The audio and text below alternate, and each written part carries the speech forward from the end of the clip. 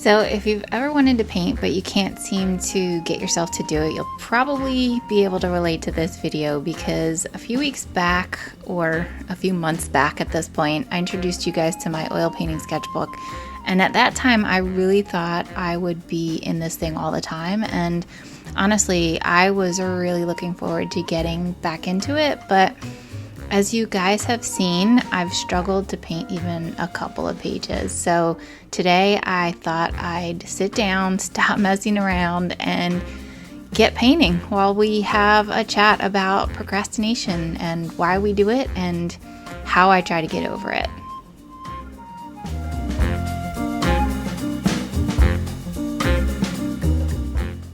So before we jump in, I will tell you that I could talk about this all day, and this is a pretty long, chatty video, so feel free to go ahead and pop me on mute and just enjoy the process. But before you do, let me just tell you that I've tried to include as much of the process for this spread as I can, from the initial sketch to the underpainting in acrylic and then the final painting in oils.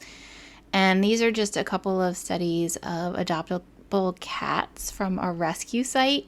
I have more about them over on my Instagram feed if you want to go and check that out, or just see some more of my art. And I try to post new art, like sketchbook stuff or whatever I'm working on, pretty much every day over there. So yeah, feel free to go check that out, and I'll leave the link down below in the description.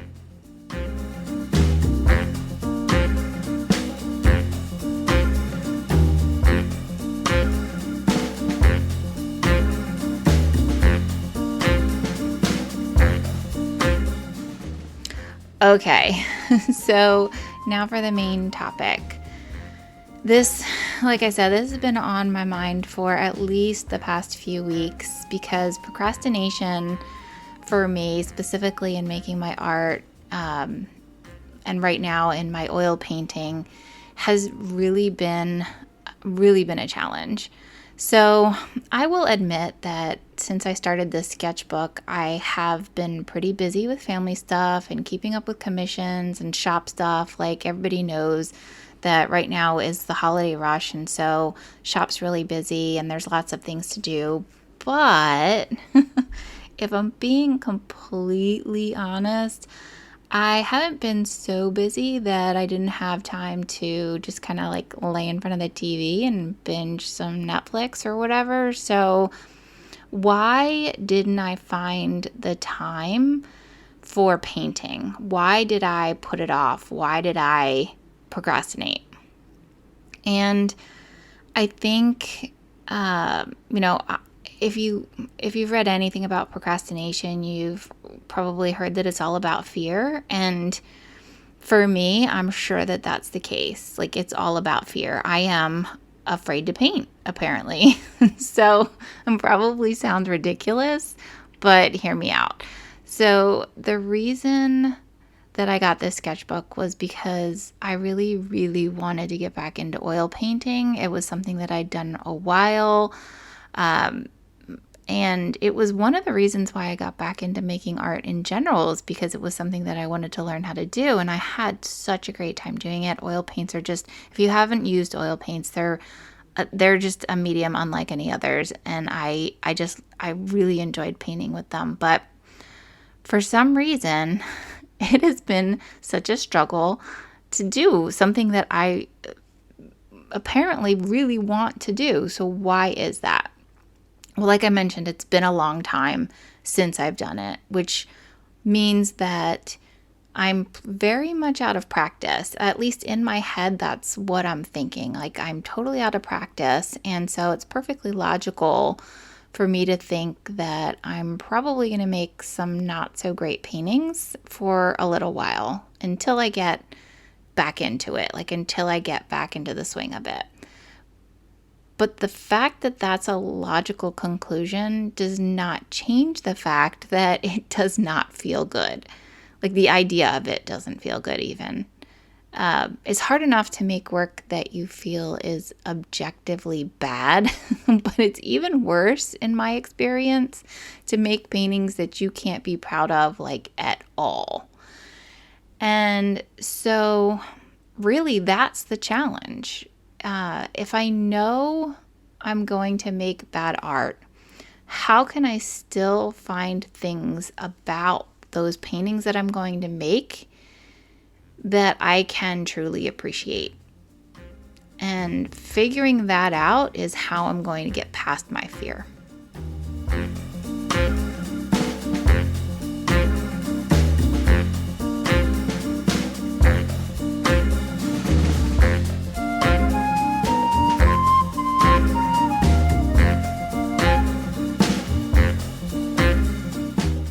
All right, so let's start with adjusting the expectations, right? So instead of being afraid of making bad art, we're going to figure out a way to shrink that that huge challenge down. And there's a couple of ways that you can do that. And I do that in my sketchbook by literally shrinking the things down, like making smaller paintings, making something small and simple. Like these studies, I mean, they're not even a whole portraits. It's like a portion of a portrait. And you've seen me do that before too, right? Like it's just eyes and a nose, or it's just not even eyes, it's just a nose. Like shrinking it down literally or figuratively actually does alleviate a lot of that pressure that you put on yourself when you go to start painting. So just focusing in on like a single element, a single technique, or a single skill that you want to work on, I feel like definitely pulls that pressure back.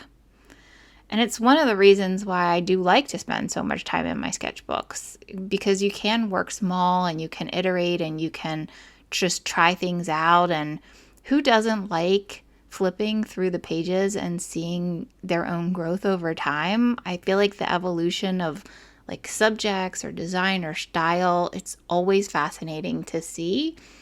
And it can also be really helpful when you're just stuck on an idea and you need to work it out, or if you just need to retreat back into the safety of something you feel comfortable doing until you're ready to take that leap into that new idea or challenge. I feel like all of those things really help ease that pressure off of you.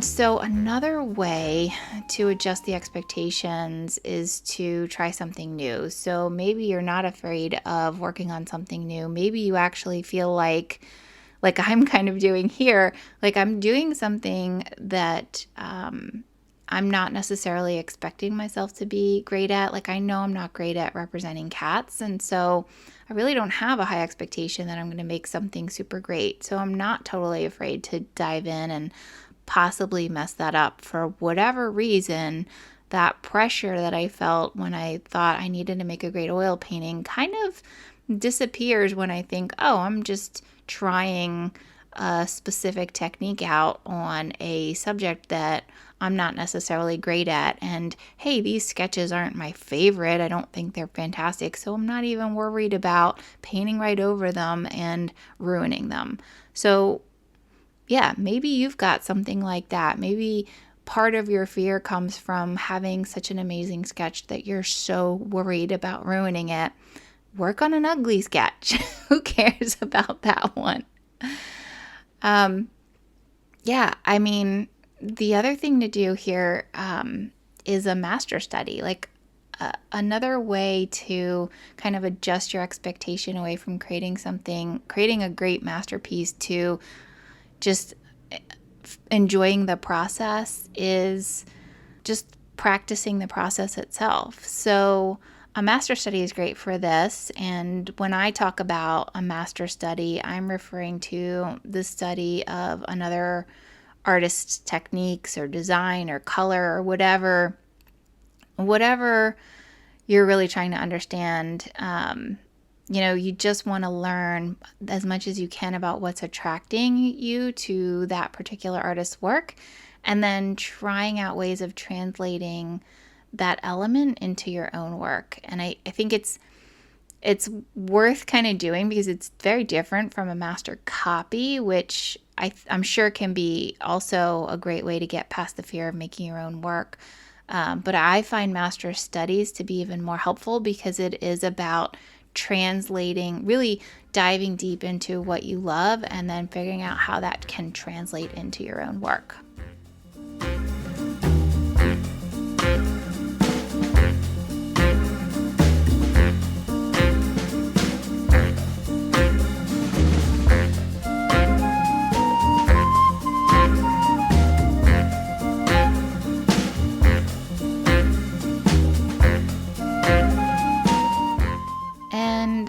The last way that I like to kind of think about how to get through that fear, that procrastination fear, is to remember that what you're doing is one of many, and it could be literally one of many, like I'm doing here, this kind of small series, or it could just be the concept of you're going to do a lot more paintings in the future. But basically, I kind of mentioned this one last because I think it feeds off of the others. And I think that the idea that you're doing one of many, whether it's a challenge or whatever, kind of alleviates that fear of putting all of your eggs in one basket. So I'm sure you've heard of this, but painting is kind of a numbers game in a way. And the more that you paint, the more good paintings you'll do. But unfortunately, I'm just going to say it, that also means the more bad paintings that you're going to do. And so if you're able to sort of get past that, and like I knew when I was looking at this page of studies that there was going to be probably one or two that I would like more than the others. And there might even be, there might not even be a really good one in the whole bunch, but there are going to be things that I like about each one. And with each one, there are going to be things that I can think about differently and I can think about improving. And once I get caught up in that process, you kind of do let go of that fear a little bit. And maybe you've kind of got it on that first one and you're working and you're maybe a little bit tight, but by the third or fourth one, if you can work through and iterate to that point, then your feelings are gonna start to change, hopefully, and it might not be a lot, but over time, it's gonna feel better. And I think that's what I've figured out here in this sketchbook that's really helped me get past that fear and actually become a little bit excited for what I can do next.